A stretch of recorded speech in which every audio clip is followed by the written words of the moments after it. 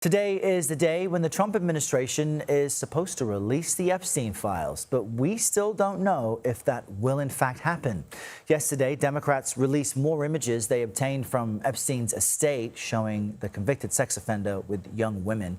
CBS News Justice correspondent Scott MacFarlane is covering this story for us from Washington. Scott, good morning. What should we expect today?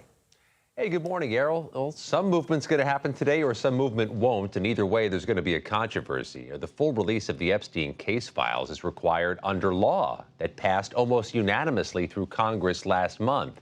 Though President Trump has previously called the matter a hoax, he signed the law to do it. But there are Epstein survivors who question whether it will really happen as mandated.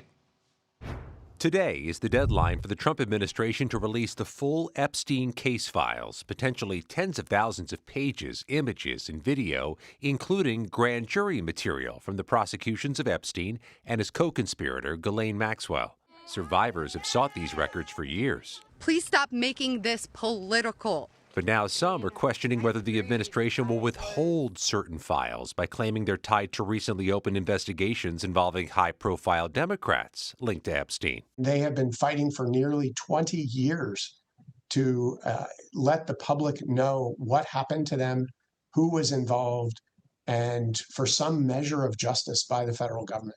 Just before today's deadline, Democrats on the House Oversight Committee released another batch of nearly 70 photos from Jeffrey Epstein's estate. They show a young woman or girl with writing on her body, including quotes from the book Lolita, a 1950s novel about a man's obsession with an underage girl. Other images show Epstein's passport with a notation identifying him as a sex offender, and there are photos of powerful, high-profile people in Epstein's circle years ago, including Bill Gates and philosopher Noam Chomsky.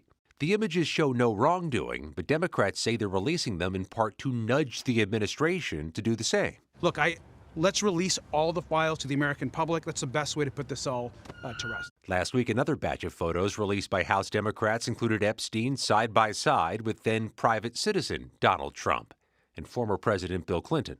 Trump dismissed concerns about those photos. There are hundreds and hundreds of people that have photos with him, so that's no big deal. I know nothing about it. The Department of Justice has not answered our questions about exactly when and how the records will be released, today or later, or if some will be held back, Errol. All right, Scott, thank you very much.